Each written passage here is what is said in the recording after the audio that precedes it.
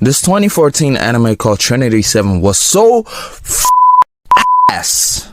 And that was clear by the 3rd episode. You know, I used to be one of those kids that thought anime watchers were weirdos and losers. And granted, I was right, okay? A lot of them are. But anime as a medium itself can be weird too, right? And that was years ago. I've stopped making fun of people for liking anime. And I've matured into an anime enthusiast myself, if you couldn't tell by the channel already. One that's not a Naruto runner. In fact, I watch so much good anime and read so much good manga that I honestly forgot that scenes like this still exist.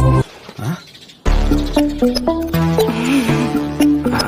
Oh, hey there, 𝖍𝖔𝖗𝖓. Good morning. Is it time for breakfast?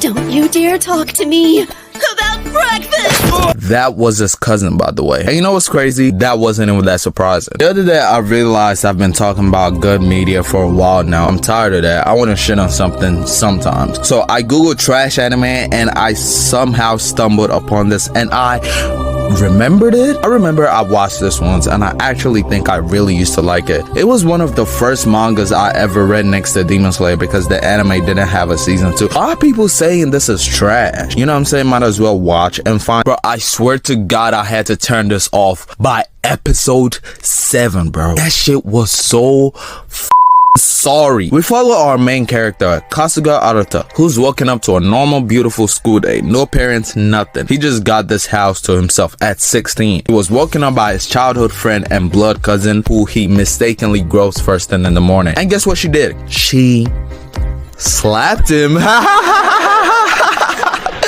That joke is so funny. That joke is so funny that it literally happened every episode, multiple times an episode, no matter the situation they're in. I think at one point they were averaging like 5 grow up and slap scenes per episode. Why do anime authors do this? Who finds this funny? This is why people think anime niggas is weird, because of shit like this, bro. Like, it's not even funny. It's not even funny. That's literally majority of this anime, by the way. The main character is super horny and makes boob comments, and the girls either blush and slap him or just tell him that this guy being a pervert somehow makes him interested. It's almost like a constant call out to the viewer, like, hey, that was funny.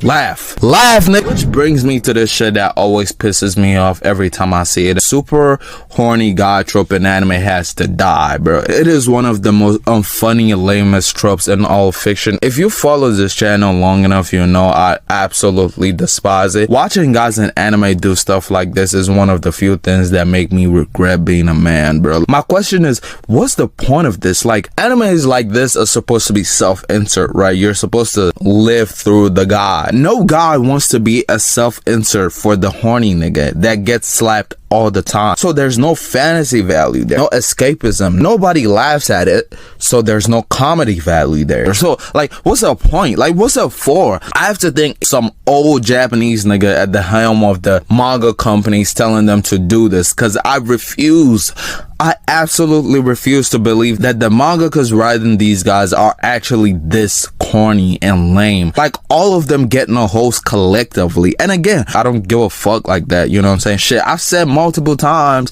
that I love me a little subtle fan service here and there, you know what I'm saying? Natural, believable fan service here and there. But Trinity 7 does this every scene, bro. Like, every fucking scene. And when the men, the only 2 guys in the show who are supposed to be like the male perspective, by the way, both of them are absolute sleaze bags. Well, Arata, I can kind of give him a pass. The nigga is 16. But this other dude, old as shit, and be trying to slide at his students. And the funniest thing to me is when he says some weird shit or actually tries to like touch them inappropriately. But after he gets shut down and gets slapped, you know, hilarious, right? He tries to like give this serious, mysterious one-liners, and you're supposed to be sitting here watching it like, oh my god, yes, okay, he's a creep, but is he really? He's really like Gojo for real, you know what I'm saying? If Gojo constantly tries to make sexual contact with Noboru or Maki, he's like super strong, you know, the strongest guy in the show, but he hides his powers by being a creep. Peak writing here, guys. Now, I know I've been doing all this yapping all video, and I still haven't told you what Trinity 7 is about. What is the story behind this genius anime? You're too old. I'd actually like to find that out too. I mean, there's some structure to it, I guess. Remember Arthur's cousin from earlier, 𝖍𝖔𝖗? The one that gets groped? Yeah, she wasn't real. Apparently, the world had ended and had fallen into chaos, and there was nothing but ruin as far as the eyes can see. Because Aditya somehow got the demon lord's magic or whatever and went crazy. Why? We don't know, okay? He just did. Stop asking fucking questions. But the 𝖍𝖔𝖗 who was not real was actually a magic grimoire, by the way. Told him that the real 𝖍𝖔𝖗 is alive somewhere.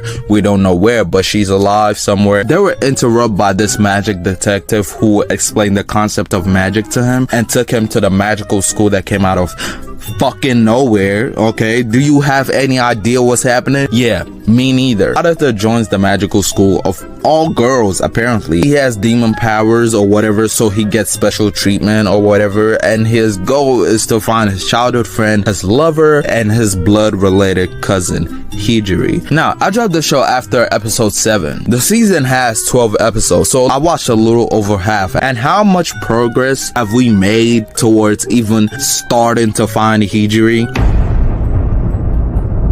Instead, let's just fuck around and make funny jokes. The thing that annoys me, not really annoy me because I don't give a fuck, but more like I find it odd where there's actually some level of world building here. Like the guy who made this clearly gave this shit some type of like thought, because there's remnants here and there where he tries to build the world or the magic system. I can't tell you about it because I don't fucking remember, but at least he tried. I just remember being confused the whole time I was watching it, because I was like, so do you want to be an actual serious fantasy anime or softcore hentai? Either way, bro, I literally don't care. This anime is so sorry. I literally don't know why I liked it so much. Oh, never mind. That's a lie. Yeah. I do know why I liked it so much. I was 16. The anime is not that bad, okay? I'm just old now and I think too much. Maybe that's why we're so sad. We need to turn our brains off sometimes. Trinity 7 is perfect just for that. This isn't an anime you watch for things like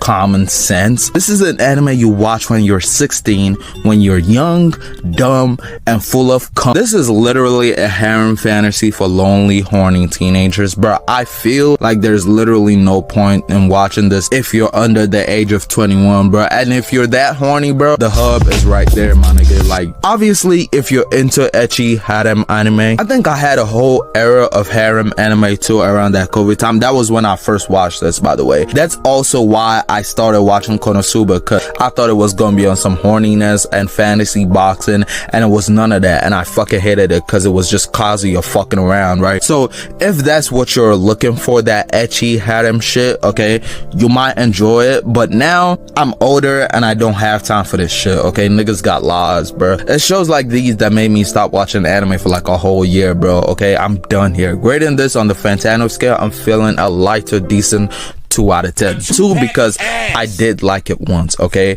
But this is the sorriest anime I've seen all of 2025. But you know what's not sorry? This romance anime called Blue Box. That shit had me in my feelings low key, you know what I'm saying? I was on my light skin Drake shit watching that, bro. Anyways, if you enjoyed the video, please like it so YouTube can like me. Click on this Blue Box video and I love you. Bye.